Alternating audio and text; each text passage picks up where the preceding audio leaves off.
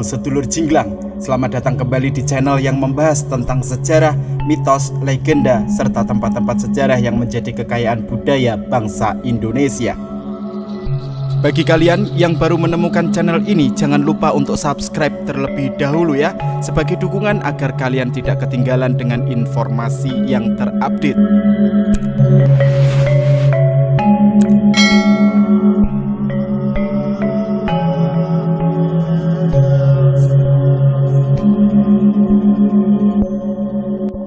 Negeri Indonesia tidak hanya kaya akan sumber daya alamnya, tetapi juga sejarah serta mitos dan legendanya. Dari Sabang sampai Merauke mempunyai cerita sejarah masing-masing. Hal tersebut yang membuat negeri kita ini, Indonesia, kaya akan budaya. Pada episode kali ini, admin akan mencoba menceritakan sebuah legenda asal mula aksara Jawa yang tercipta dari sebuah kejadian. Bagi kalian suku Jawa atau orang Jawa, pasti tidak akan asing dengan aksara Jawa yang ketika kita sekolah dulu pasti diajarkan oleh guru kita. Contohnya, ada pepet, ada taling, maupun ada taling tarung, dan lain sebagainya. Tetapi, apakah Anda tahu asal-usul dari tulisan atau aksara Jawa tersebut?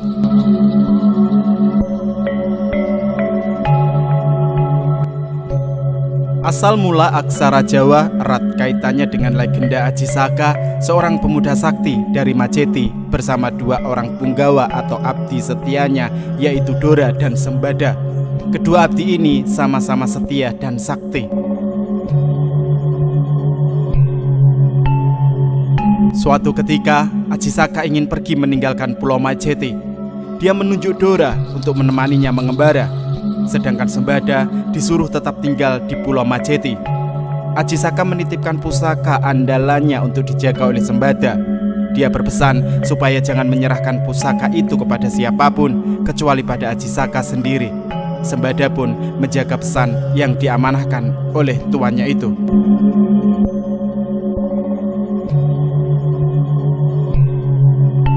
Lain kisah, di Pulau Jawa ada sebuah kerajaan yang sangat makmur sejahtera, yaitu Kerajaan Medang Kamulan. Rakyatnya hidup sejahtera, gemah ripah loh jinawi. Kerajaan Medang Kamulan dipimpin oleh seorang raja arif bijaksana bernama Dewata Cengkar. Prabu Dewata Cengkar sangat cinta terhadap rakyatnya. Begitu juga rakyatnya pun sangat aman tentram di bawah kepemimpinan Raja Dewata Cengkar.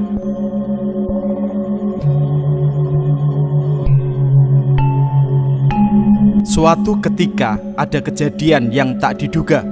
Pada hari itu, Ki Juru Masak Kerajaan Medang Kamulan yang bertugas membuat makanan untuk Prabu Dewata Cengkar mengalami kecelakaan saat memasak. Salah satu jarinya terkena pisau hingga putus dan masuk ke dalam masakannya tanpa dia ketahui. Disantaplah makanan itu oleh Dewata Cengkar. Dia merasakan rasa yang enak pada masakan itu. Lantas Dewata Cengkar memanggil juru masak dan menanyakan daging apakah itu. Ki juru masak baru sadar daging yang disantap oleh Raja Dewata Cengkar. Dan juru masak pun menjawab bahwa daging itu adalah daging manusia. Dewata Cengkar justru malah ketagihan dan berpesan supaya memasakkan hidangan daging manusia setiap hari. Dia meminta sang patih kerajaan supaya mengorbankan rakyatnya setiap hari untuk disantap, dijadikan makanan. Oleh karena terus-menerus memakan daging manusia, sifat Raja Dewata Cengkar berubah 180 derajat. Kini Dewata Cengkar berubah menjadi raja yang kejam lagi bengis. Daging yang disantapnya sekarang adalah daging rakyatnya sendiri. Rakyatnya pun sekarang hidup dalam ketakutan. Tak satu pun rakyat berani melawannya. Begitu juga sang patih kerajaan.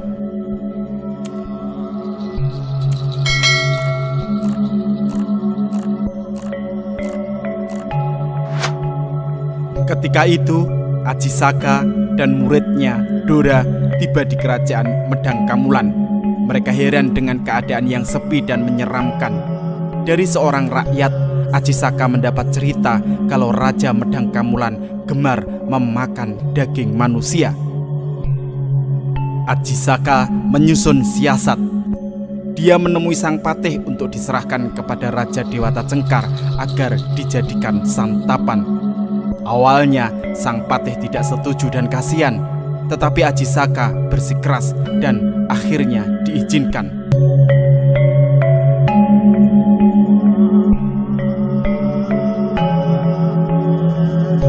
Raja Dewata Cengkar keheranan karena ada seorang pemuda tampan dan bersih ingin menyerahkan diri.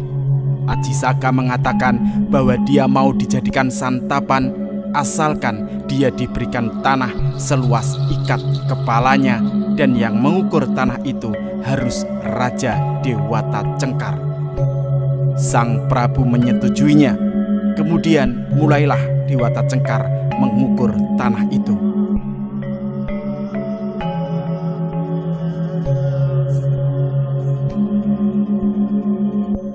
Ketika ikat kepala Raja Dewata Cengkar digunakan untuk mengukur, tiba-tiba ikat kepala Raja Dewata Cengkar meluas tak terhingga. Kain itu berubah menjadi keras dan tebal seperti lempengan besi dan terus meluas sehingga mendorong Raja Dewata Cengkar. Raja Dewata Cengkar terus terdorong hingga jurang pantai laut selatan. Dewata Cengkar lantas terlempar ke laut dan seketika berubah menjadi seekor buaya putih.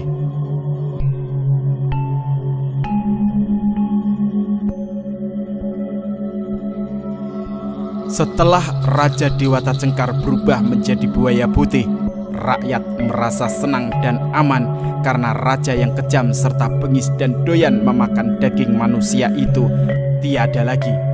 Kemudian rakyat mengangkat Aji Saka dan dinobatkannya menjadi Raja Medang Kamulan.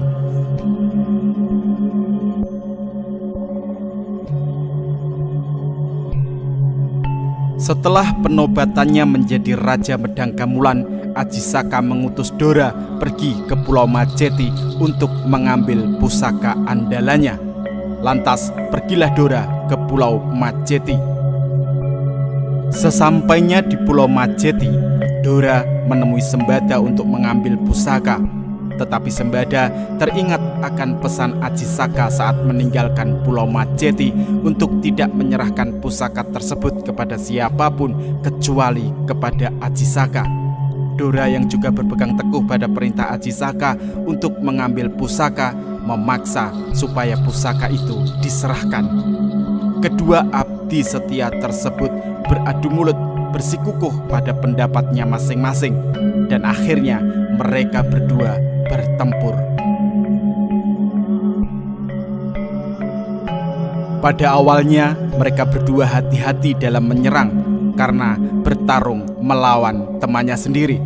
Tetapi pada akhirnya benar-benar terjadi pertumpahan darah sampai pada titik akhir, yaitu kedua abdi tersebut tewas dalam pertarungan karena sama-sama sakti.